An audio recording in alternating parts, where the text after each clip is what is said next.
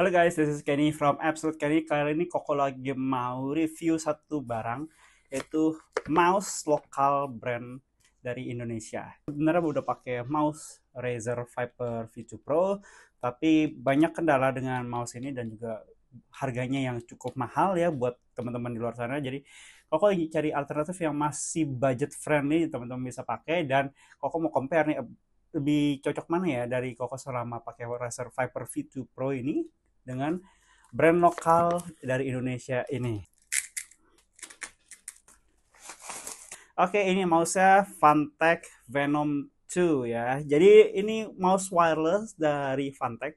Koko lihat ini tuh dari bentuknya tuh mirip banget sama Razer Viper ya. Jadi mungkin ini cocok banget sama tangan Koko dan juga wireless ya yang penting ya. Untuk berat sih kita belum tahu ya. Nanti kita coba timbang bareng-bareng ya. Dari packagingnya apa ya? Dia pertama 4000 dpi, well Razer bisa sampai 8000 ya. Tapi ya gua rasa tergantung ya. Koko sih nggak pernah pakai sampai lebih dari 4000 ya jujur ya.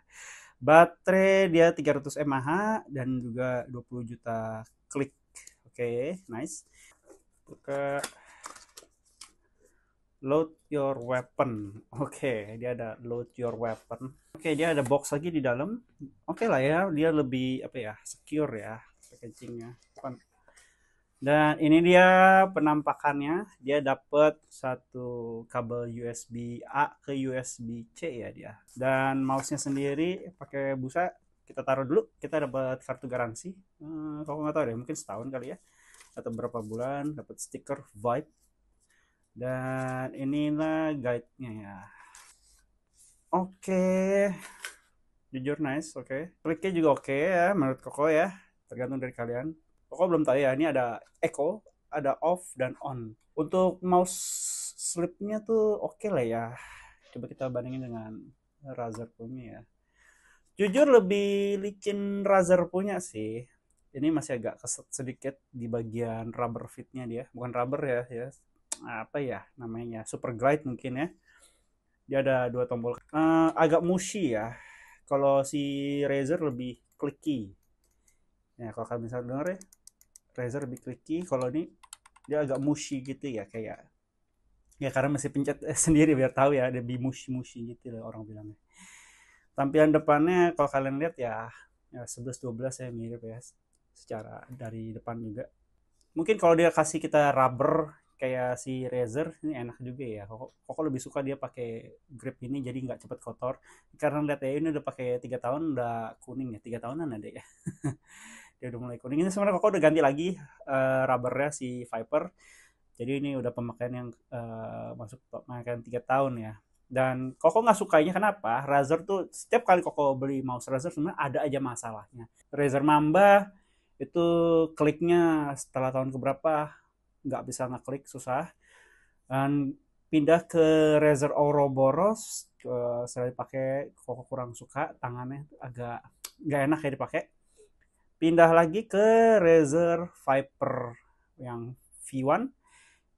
Itu kok ada kendala pertama itu tempat ngecasnya tuh bermasalah dan juga apa ya kabelnya tuh nggak bisa kita ganti ya sesuai yang kita mau karena lubangnya tuh kecil banget dan itu agak susah cari replacementnya, masih beli lagi yang dia punya.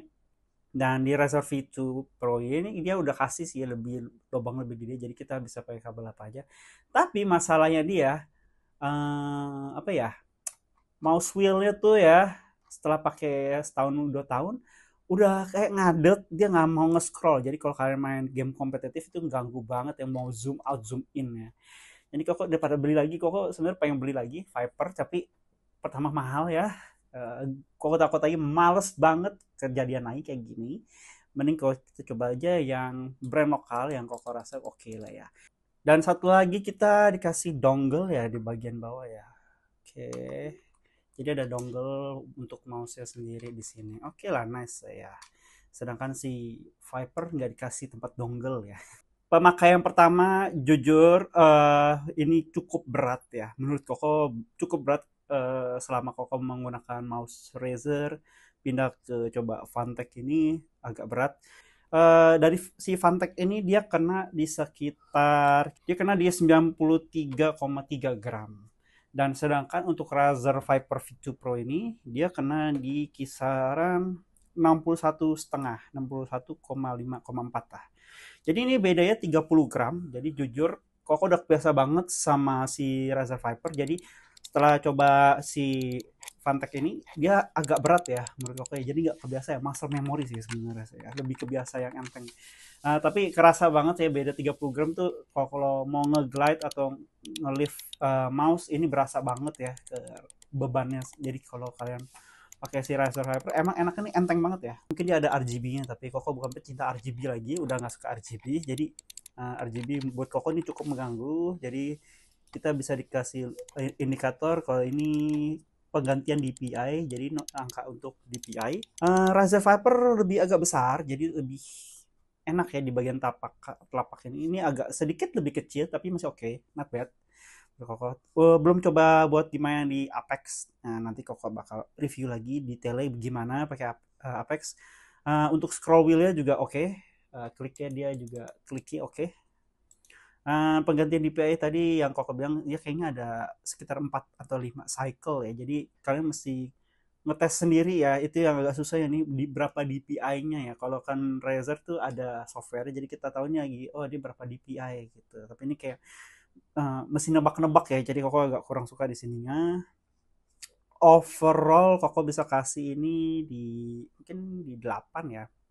8 dari pertama kali ketemu. Tapi kita coba aja pas lagi di main game, performanya gimana, apakah nambah atau turun, kita coba lihat lagi. Dan juga eco mode itu ternyata itu buat penghematan daya ya, jadi dia RGB bakal mati. Coba kita tes dulu. Oke, RGB dia bakal nggak terlalu nyala semuanya, bagian krusial ya di depan buat tandain DPI ya. Dan dia tuh dia akan responsif pada saat aktif aja. Jadi pas idle dia bakal konservasi daya listriknya. Jadi nggak terlalu sering dicas ya. Nanti Koko bakal bikin video lagi terpisah buat review lebih detail selama pemakaian pas lagi kerja dan juga main game terutama ya di Apex. Koko selalu bermainnya di Apex, oke. Oke, itu aja dari Koko. Kalau kalian tertarik, kalian bisa beli produknya ini. Ada linknya di deskripsi video di bawah. Dan seperti biasa, jangan lupa like dan juga share video Koko. Dan juga jangan lupa subscribe untuk lihat konten berikutnya di minggu-minggu depan. I'll see you in the next video semua. Bye-bye.